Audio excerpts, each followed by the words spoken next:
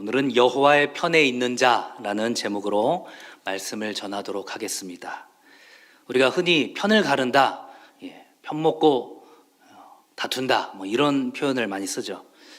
우리 민족이 참 이 편가르기에 익숙한 민족이다, 그런 생각을 하게 되지만 한편으로 이 편을 가르려는 것은 인간의 어떤 본능이다, 이런 생각을 해봅니다. 잘 아시는 것처럼 저희 집에 이제 사형제가 있죠. 애들이 많이 컸습니다. 막내가 4살, 순간 헷갈렸습니다. 막내가 4살, 첫째 9살, 8살, 6살, 4살인데 이제 막내가 이제 같이 놀기 때문에 그런 일이 이제는 많지 않은데, 이제 예전에만 해도 어떤 일이 펼쳐졌냐면, 막내는 이제 따로 놀고 3명이 남잖아요. 이 한 명이 꼭 꼭 붙어가지고 이 균형이 안 맞는 상황이 계속 벌어지는 겁니다. 자꾸 편을 가르는 거죠. 그 한 명을 영입하기 위해서 내가 장난감을 빌려주겠다, 포켓몬 카드를 주겠다, 이런 식으로 유치 작전을 이제 펼치는데 정말로 유치하죠. 근데 그 속에서 저는 인간 본연의 모습을 보는 거죠. 어떻게든 내 편으로 만들고 싶은 그 모습을 보는 거죠. 여러분들이 인터넷이나 뉴스를 보셔서 알겠지만 이 우크라이나와 러시아의 전쟁도 일면에는 인간의 그 편가르기의 본능이 들어가 있는 거죠. 유럽에 속하고 싶은, 그 나토에 가입하고 싶은 그 우크라이나와 그 나토와 직접적으로 대면하고 싶지 않은 그 러시아 간에, 물론 이제 자원 분쟁이라든가 여러 가지 또 표면적이지 않은 이유도 있겠지만 결국은 그런 이제 편가르기, 얼마 전에 이 우크라이나에 미국 국방장관이 다녀간 이후에 러시아에서 니들이 이런 식으로 하면 3차 대전이 일어날 수도 있다고, 이런 식으로 이제 으름장을 놓고 있는 그런 상황입니다. 사도 바울도 고린도후서 12장에서 이 분열과 당짓는 것은 엄청난 죄다, 고린도 교회에 있었던 무슨 파 이런 식으로 당짓는, 편을 가르는 모습에 대해서 굉장히 경계하고 있습니다. 그런데 오늘 설교 제목이 뭐라고요? 여호와의 편에 있는 자. 하나님께서 노골적으로 지금 구분을 하고 계시고 편을 가르고 있다라는 거죠. 결국은 무엇입니까? 우리가 세상에서는 그 편이 갈라진 상황에서 화평케 하는 자로 살아야 하겠지만, 우리의 신앙의 문제에 있어서는 결코 그 편에 어떤 주저함이 없어야 된다라는 것이죠. 과연 하나님의 편에 서 있다라는 것이 어떤 의미일지, 그리고 그런 하나님의 편에 서 있는 사람의 특징이 무엇인지 오늘 본문을 통해서 살펴보려고 합니다. 오늘 이 본문의 내용을 알기 위해서는 그 이전의 사건의 전말을 우리가 알 필요가 있겠죠. 우리가 너무나도 잘 알고 있는 바로 이 금송아지 사건의 이후의 상황이 오늘의 본문입니다. 십계명을 받으러 간 이 모세가 내려오지 않자 백성들은 이제 불안하기 시작합니다. 그래서 모세의 형인 아론에게 요청을 하는 거죠. 우리를 이집트 땅에서 인도해낸 그 모세가 도대체 어떻게 되었는지 모르겠으니까 우리를 인도할 신을 만들어 주십시오. 그들의 불안함을 위안할 수 있는 눈에 보이는 형상을 만들어 달라는 거죠. 아론이 어떻게 얘기합니까? 무슨 소리냐? 여호와 하나님께서 우리의 참신이고 우리를 보호하시는데 그럼 말도 안 되는 소리 하지 말고 어서 가라! 라고 얘기를 했으면 참 좋았을 텐데, 그렇죠? 이 모세는 어떻게 얘기합니까? 여러분의 아내와 아들과 딸이 달고 있는 그 금 귀고리를 빼내서 나에게로 가지고 오십시오, 이렇게 얘기합니다. 여기서부터 이제 불행의 시작이 되는 거죠. 아론이 어떻게 합니까? 아론이 그 백성들에게서 받은 금을 녹인 다음에 그것을 틀에 부어서 무엇을 만들죠? 바로 송아지상을, 금송아지상을 만듭니다. 그것을 본 백성들이 외치는 거죠. 뭐라고요? 이스라엘아, 이것이 너희를 이집트 땅에서 인도하여 낸 신이다, 이렇게 이야기하는 거죠. 충격적인 것은요, 그 다음 상황입니다. 이 아론이 그 모습을 보고 나서 송아지 앞에 여호와께 제사 드릴 제단을 쌓기 시작해요. 뭔가 좀 어색하지 않아요? 우리가 금송아지라고 하면 완전한 어떤 우상숭배라고 생각하는데 어떻습니까? 그 금송아지를 보면서 하나님께 제사 드릴 지금 제단을 쌓고 있어요. 그리고 그 이튿날 실제로 하나님께 화목제와 번제를 드립니다. 내일 여호와를 위한 절기를 지키겠다, 아론이 이렇게 선포를 하고 그 이튿날 아침 일찍 일어나서 번제와 그 화목제를 어디 앞에서 드린다고요? 그 금송아지 앞에서 드리는 거죠. 그리고 나서 먹고 마시고 정말로 축제 현장이 된 그런 상황입니다. 이런 상황이 벌어진 상황 가운데서 이제 하나님께서 시내산에 있는 모세에게 말씀하시는 거죠. 당장 이 산에서 내려가라. 내가 이집트 땅에서 인도해낸 너의 백성, 하나님 나의 백성이 아니라 너의 백성이 끔찍한 죄를 짓고 있다. 하나님께서 그 이스라엘 백성들을 진멸하기로 작정하셨지만 그 모세의 간구를 들은 여호와 하나님께서 백성을 멸망시키지 않기로 하셨죠. 그리고 이제 모세와 그의 이제 수종인 여호수아가 내려가는데 소리가 들리는 거죠. 소리를 듣는데 어떻습니까? 그 모습을 보는 거죠. 금송아지가 떡하니 앞에 있고 그 앞에서 제단 위에 번제와 화목제를 드리고 그 앞에서 마치 이방신에게 행동하는 것처럼 그런 음행과 함께 축제를 즐기고 있는 사람들을 보게 되는 거죠. 그들을 보고 화가 난 이 모세가 했던 행동이 무엇입니까? 그 십계명 두 돌판을 산기슭에 내던지는 거죠. 많은 상징적인 의미가 내포되어 있는 거죠. 그 돌판이 깨지면서 하나님의 마음도 깨지는 거죠. 그 돌판이 깨지면서 이 모세의 마음도 산산조각 나는 거죠. 그 돌판이 깨지면서 하나님과 이 이스라엘 백성들과의 언약도 깨어져 버린 거죠. 그렇게 십계명 두 돌판이 깨어진 이후에 모세가 이제 이후의 조치들을 취합니다. 이 백성들이 만든 금송아지를 불로 녹인 다음에 그것을 금가루로 만들죠. 그리고 그 금가루를 물에 넣어서 이스라엘 백성들을 그 물을 마시게 합니다. 이러한 행위는 이 추악한 물건들을 완전히 소멸하게 하는 그런 이제 상징적인 행위가 있는 것이죠. 우리에게 더 이상 그런 우상은 없다. 금송아지는 없다. 상징적인 행위를 한 것이죠. 그리고 이러한 것들을 주도한 아론에게 이제 따져 묻기 시작합니다. 형님, 도대체 이 백성들이 무슨 일을 했길래 형님들이 이렇게 끔찍한 죄를 짓게 하셨습니까? 이렇게 물어보죠. 아론이 구차한 변명을 합니다. 그대도 알듯이 이 백성들은 죄에 빠져 있기 때문이요. 백성들이 가지고 온 금을 불에 던졌더니 송아지가 쑥 나왔어.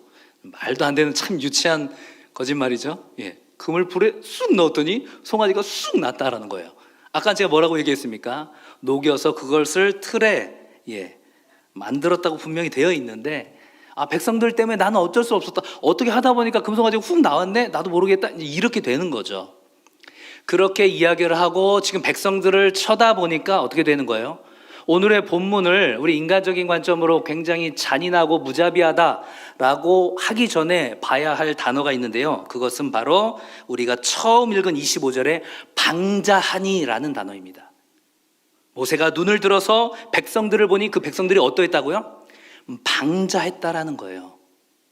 이 방자했다라는 것을 다른 성경에서는 어떻게 표현하고 있냐면요. 제멋대로 날뛰고 있다. 굴레를 벗어난 말이다. 곱비 뿔린 망아지다. 통제할 수 없는 상태다.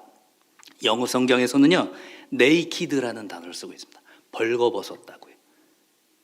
그러니까 무방비 상태의 어떠한 폭동이 일어나는 것과 같은 상황이 지금 백성들 가운데서 펼쳐진 거죠. 백성들은 어떤 마음이었을까요? 아니, 금송아지 좋았는데 왜 그걸 없애? 우리 얼마나 좋았는데? 아니, 우리가 지금 하나님께 제사를 안 드렸어. 제물을 안 드렸어. 번제, 화목제 다 드렸는데 여호와 앞에서는 축제를 벌이는 건데 그걸 왜 없애? 불만 가득한 거죠. 지금 폭동이 일어난 그런 상황이라고 지금 출애굽기 기자는 이야기하고 있는 것입니다. 결국은 그것은 뭐예요? 원수인 적에게 조롱거리가 되는 행동이었고 그것은 하나님을 욕되게 하는 행위였다라는 것입니다. 이런 상황 가운데서 모세가 하나님의 말씀을 대언하죠. 어떻게 얘기합니까? 그 진영 입구에 서서 모든 사람들이 볼 수 있도록 진영 입구에 서서 큰 소리로 외치죠. 누구든지 여호와의 편에 있는 자는 내게로 나아오라. 여호와의 편에 있는 자는 내게로 나아오라는 겁니다. 다른 성경에서는 여호와를 따르려는 자는 다 내게로 오라 이야기하는 거죠. 그냥 손만 들려는 것이 아니라 다 앞으로 나오라는 겁니다. 그때 누가 나왔죠? 바로 이 모세가 속해 있는 레위 지파, 나중에 이 제사를 담당하게 되는 이 레위 지파의 사람들이 모세에게 나왔습니다. 물론 신명기 33장의 말씀을 보면 이 모든 레위 지파의 사람들이 나온 것은 아닌 것 같아요. 하지만 레위 지파 사람들이 나왔다라는 거죠. 그리고 이 레위 지파 사람들, 모세 앞에 나온 이 레위 지파 사람들에게 충격적인 명령을 내리죠. 무엇입니까? 이스라엘의 하나님이신 여호와께서 너희에게 이렇게 말씀하셨다. 너희는 모두 옆에 칼을 차고 진의 이 문에서 저 문까지 다니면서 너희 형제와 친구와 이웃을 죽여라. 너무 잔인한 명령이죠. 이 레위 집안의 백성들이 모세에게 복종했고, 이 그날의 이스라엘 백성 중에서 죽은 자가 몇 명이요? 3,000명이었더라 이렇게 되어 있습니다. 그런데 이러한 레위 지파의 행동에 대해서 하나님의 반응은 어땠을까요? 하나님의 명령에 순종한 이 레위 지파에 대한 평가가 29절에 나와 있습니다. 출애굽기 32장 29절 우리 같이 한번 읽어보겠습니다. 시작. 모세가 이르되 각 사람이 자기의 아들과 자기의 형제를 쳤으니 오늘 여호와께 헌신하게 되었느니라. 그가 오늘 너희에게 복을 내리시리라. 아멘. 지금 너무나도 잔인한 사륙의 도륙의 현장이었는데 하나님께서는 어떻게 하십니까? 오늘 너희에게 복을 내리리라. 이 본문을 인간적인 관점에서 보면 하나님 너무나도 피 흘리기를 좋아하시는 잔인한 분이신가? 이렇게 생각할 수 있지만 그렇지 않다라는 것을 우리가 오늘 살펴볼 필요가 있습니다. 오늘 이 본문을 통하여서 이 레위 지파 사람들과 같은 이 여호와의 편에 있는 자들의 그 모습의 특징을 한 3가지 정도 살펴보도록 하겠습니다. 첫 번째는요, 이 여호와의 편에 있는 자들은 절대 중간지대에 머무르지 않는다라는 것입니다. 여호와 편에 있든지 아니면 그렇지 않던지 우리는 그 중간지대에 있을 수 없다라는 거죠. 우리 너무나도 그 중간지대에 있기를 원하죠. 왜요? 심리적으로 편한 마음이 있기 때문에. 여호와의 편에서 여호와를 따르려는 자들은 모세 앞으로 나아오라고 명령했을 때 모세가 속한 그 레위 지파만이 그 명령을 따라서 앞으로 나왔다고 얘기했습니다. 나머지 11지파는 어떻게 했을까요? 그대로 있었겠죠. 하지만 대세를 따르는 것이 하나님의 뜻이라고 생각하지 않았다는 거죠. 기꺼이 영적인 소수자로 남기를 감당했다라는 것입니다. 왜냐하면 진리는 다수결이 아니기 때문에 우리가 어떤 의사결정을 할 때는 다수결에 의해서 하게 되겠지만 진리는 다수결로 결정할 수 있는 문제가 아니기 때문이죠.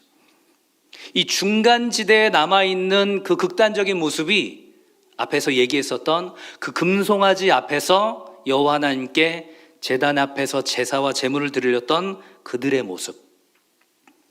모습이 바로 이 종교적인 혼합주의의 아주 극단적인 모습이라는 거죠.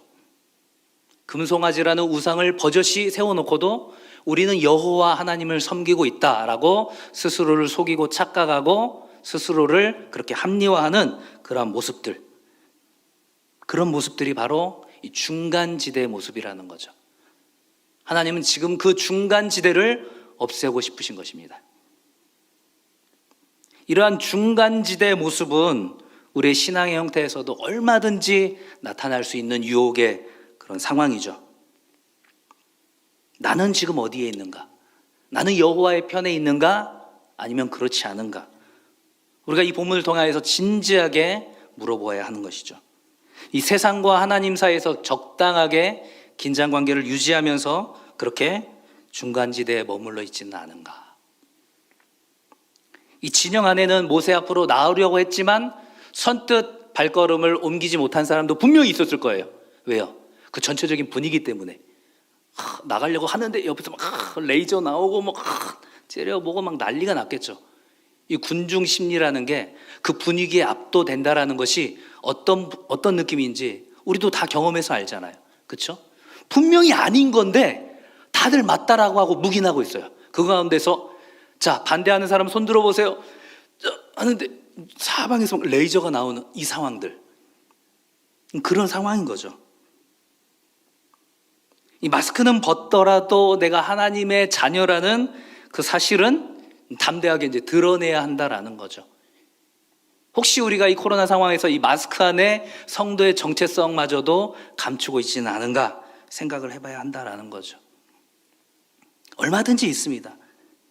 교회를 다니고 있지만 우리 아들 잘 될지 아니면 앞으로 어떻게 될지 새해가 되면 전 보러 가시는 분들 회개하시기 바랍니다. 이사를 해야 되는데 그날이 손 없는 날이래네. 조상의 묘자리가 이상해서 우리가 이렇게 고생하는 거 아니야. 오늘의 운세를 보면서 오늘 느낌이 안 좋은데, 저도 한동안 오늘의 운세를 매일매일 챙겨봤었습니다. 근데 그게 이게 하나님의 섭리에 맞지 않는구나. 물론 전 재미로 봤죠. 재밌잖아요. 오늘의 운세. 동쪽으로 가면 귀인을 만날 것입니다. 뭐 이런 거, 그렇죠? 맨날 어떻게든 가능하면 동쪽으로만 다니고, 그렇죠?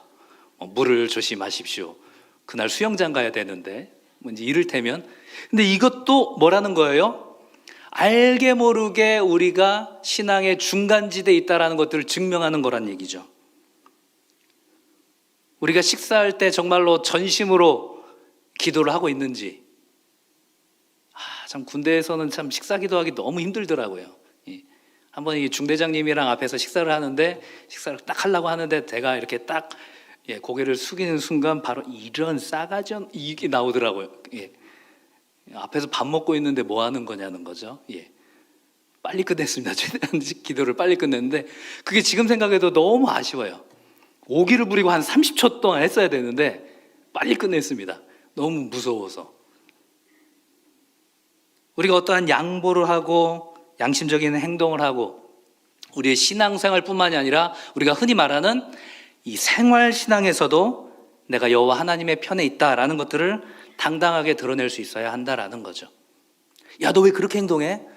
나는 예수님 믿거든. 나는 믿는 사람이니까. 야, 너 왜 그렇게 했어? 나는 믿는 사람이거든. 마치 그 이스라엘 진영 가운데서 누구든지 여호와의 편에 있는 자는 내게로 나오라 했을 때 그 당당하게 발걸음을 옮겼던 그 레위 지파처럼 우리의 그 행동으로, 그냥 마음속에 있는 것 말고 행동으로 그렇게 드러낼 수 있어야 한다라는 것이죠. 이것은 철저하게 하나님께서 이 거룩함의 작업을 하시는 겁니다. 이 거룩함이라는 것이 철저하게 분리되고 분별하게 된다라는 것들을 의미하는 거죠. 하나님 편에 있는 자들을 분리하고 싶은 하나님의 마음에서 이러한 명령을 내렸다라는 것입니다. 우리 영적인 삶의 행동에서 중간지대가 있어서는 안 된다라는 것들을 우리가 깨닫기 원합니다. 그런데 중요한 것은요, 내가 하나님 편에 있기 전에 하나님께서 이미 나를 택정하셨다라는 사실입니다. 이미 나를 자녀 삼아 주셨다라는 거죠. 그것을 기억할 필요가 있습니다. 이사야서 43장 1절의 말씀 같이 한번 읽어보도록 하겠습니다. 이사야서 43장 1절입니다. 시작. 야곱아, 너를 창조하신 여호와께서 지금 말씀하시느니라. 이스라엘아, 너를 지으신 이가 말씀하시느니라. 너는 두려워하지 말라. 내가 너를 구속하였고 내가 너를 지명하여 불렀나니 너는 내 것이라. 아멘. 이 레위 지파에게는 자부심이 있었습니다. 하나님께서 거룩한 제사를 위하여서 택한 그런 지파라는 자부심이 있었습니다. 그리고 그러한 자부심은 영적인 의무감으로, 영적인 결단으로 나타났던 것이죠. 그리고 결정적인 순간에 내가 하나님 편에 있습니다 라는 것들을 그렇게 증거할 수 있었다라는 거죠. 우리가 살아가다 보면 그런 결정적인 순간이 분명히 오게 될 겁니다.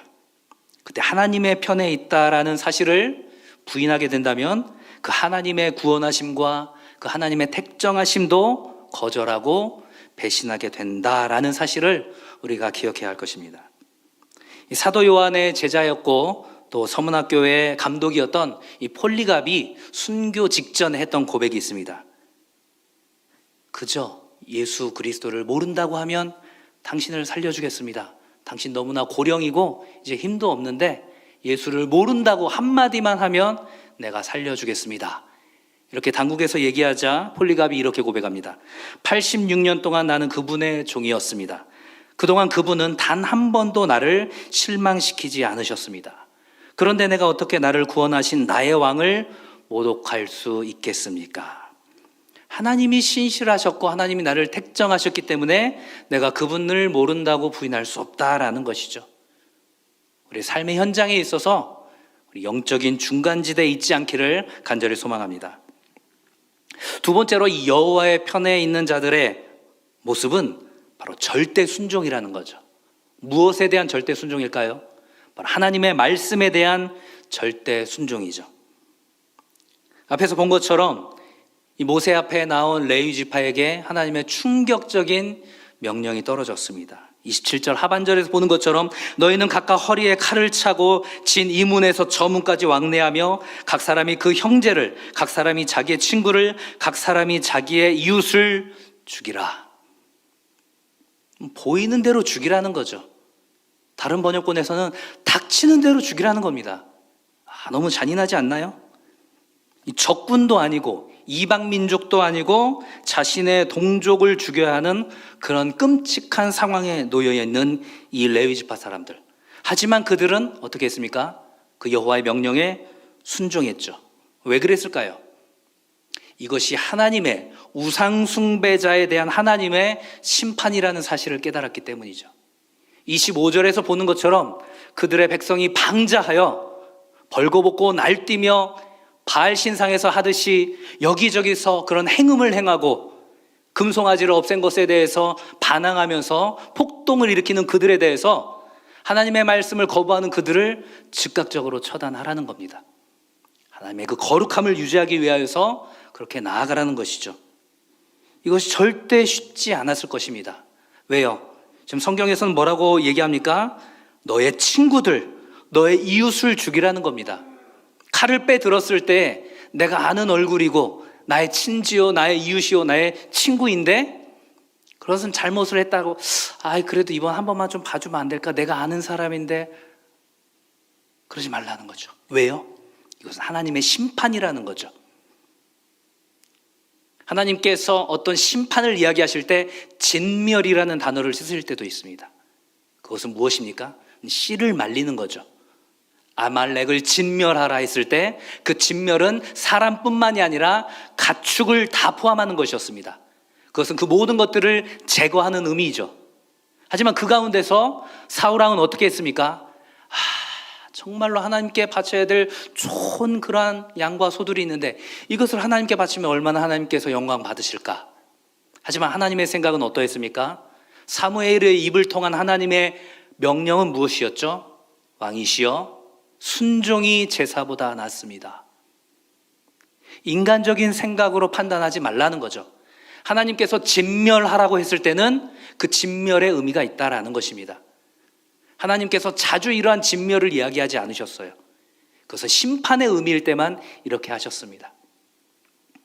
그리고 이 3,000명이라는 숫자가 그 3,000명이라는 숫자 자체만 보면 굉장히 많은 숫자이지만 이스라엘 전체 가운데서 3,000명이라고 하는 것은 무엇입니까? 끝까지 하나님의 명령을 거부하고 거절하고 행음하며 폭동을 일으킨 바로 그들을 죽이라는 것이죠. 하나님께 나올 수 있는 기회가 있었음에도 불구하고 회개할 수 있는 기회가 있었음에도 불구하고 끝까지 거절한 그들을 처단하라는 것입니다. 우리는 어떻습니까? 하나님의 말씀에 순종한다고 하지만 참 이해할 수 없는 상황들이 너무나도 많죠.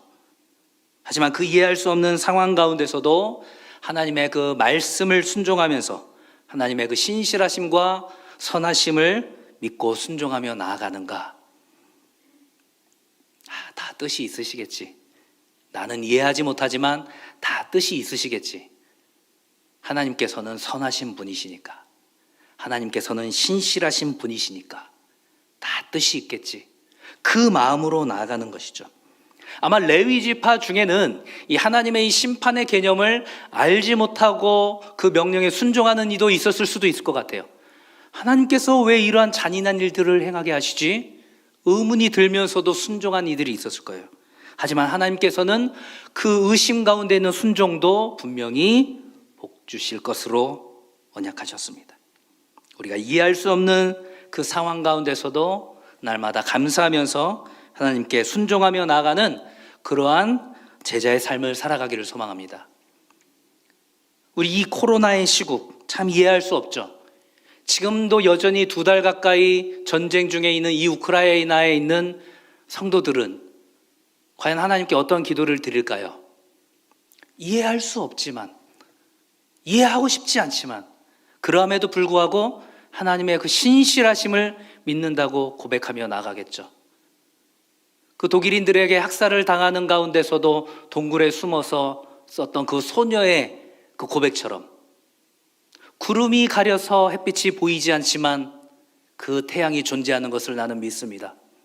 하나님의 사랑과 자비가 나에게 경험되지 않지만 하나님의 그 은혜와 은총과 자비를 나는 믿습니다.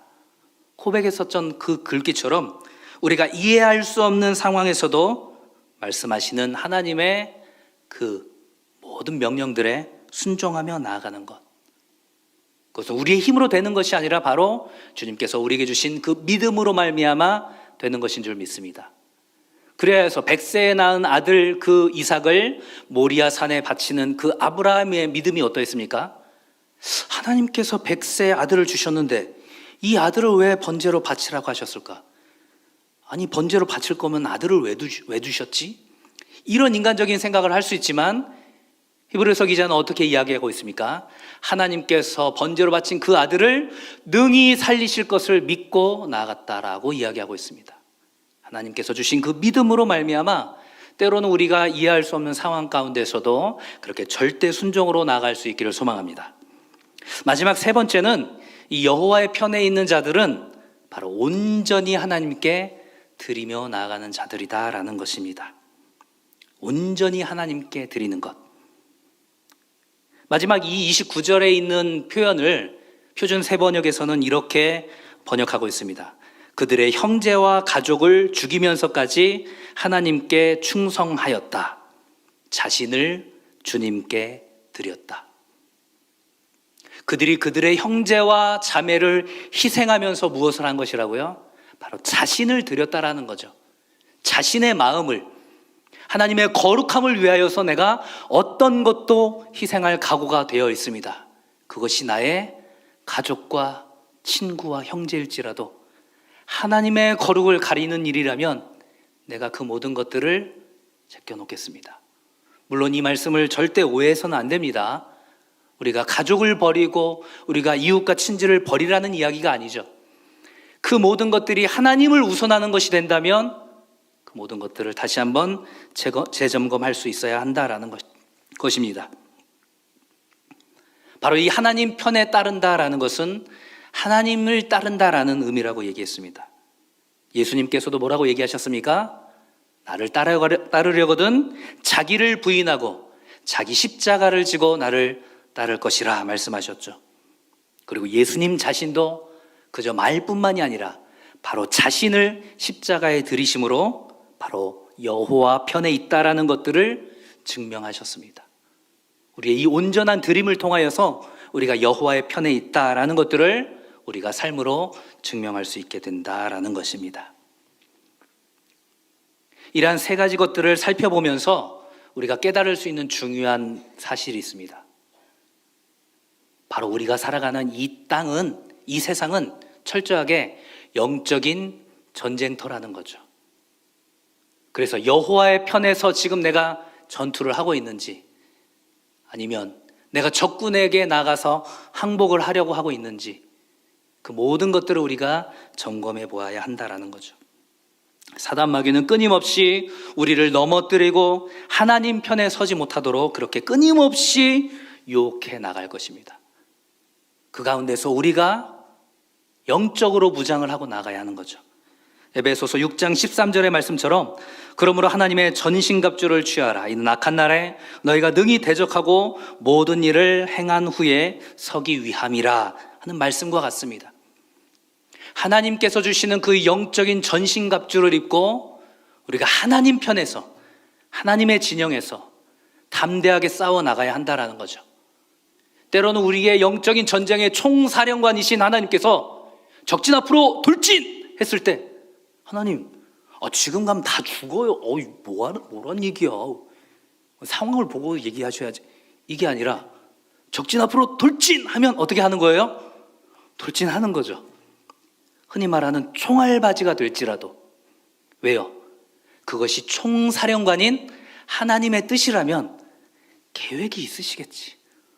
뭔가 계획이 있으시겠지. 나는 다 보지 못하는 큰 그림을 하나님은 그려가고 계시겠지 라는 것들을 믿고 나아가는 거죠.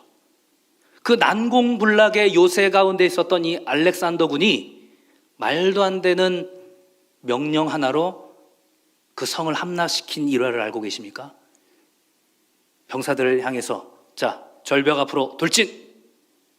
아무 소리 없이 절벽 앞으로 병사들이 1명, 2명 떨어져 죽어가고 있습니다.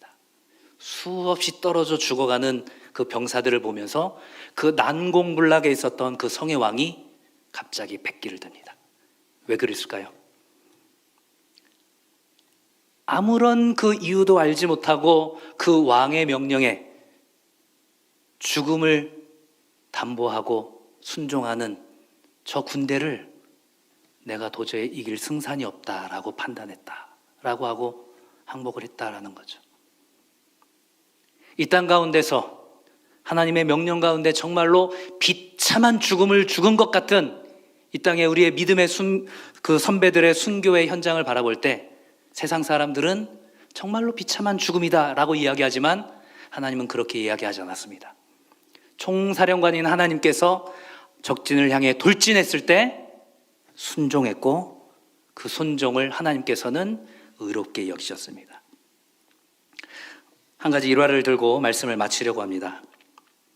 이 하나님 편에 있다라고 했을 때 이 편이라는 단어가 이 기울어질 편자입니다.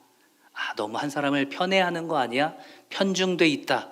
기울어질 편자라는 거죠. 그 기울어짐. 이 청나라 때의 유명한 화가였던 이 이방이라는 사람에게 친구들이 찾아와서 이렇게 이야기합니다. 자네가 아무리 그림을 잘 그린다고 해도 바람을 그릴 수는 없을 것세. 이때 이방응이 종이와 묵을 갖고 오라고 해서 그림을 하나 그립니다. 그 그림을 본 친구들이 그래, 이게 바람이지 라고 이야기를 했다고 하죠. 제가 일전에서도 한번 예를 들었던 제가 좋아하는 일화입니다. 바로 풍죽도라는 그림입니다. 그 거세찬 바람을 맞으며 일관되게 한 방향으로 쏠려있는 그 대나무들의 그 이파리를 보면서 사람들은 무엇을 보았을까요? 그 대나무뿐만이 아니라 그 대나무를 움직이는 바로 그 바람을 보았다라는 것입니다. 세상 사람들이 우리에게 보이지 않는 하나님을 보여달라고 이야기할 때 우리 모든 성도들이 그 하나님을 향해 있는 그 중간지대가 아닌 하나님을 향해 있는 하나님 편에 있는 모습, 하나님의 말씀에 절대적으로 순종하며 자신의 모든 것들을 온전히 드리는 하나님 편에 있는 모습을 볼 때 그래, 네가 믿는 하나님이 그런 분이구나. 너의 모든 삶을 드려도 아깝지 않을 만큼 그렇게 기쁨으로 드리는 그 존재가 바로 하나님이구나 라는 것들을 알게 될 줄 믿습니다. 바라기는 우리 모두가 여호와의 편에서 하나님께서 주시는 그 참된 기쁨과 복을 누릴 수 있는 우리 모든 성도들 될 수 있기를 주님의 이름으로 간절히 축원합니다.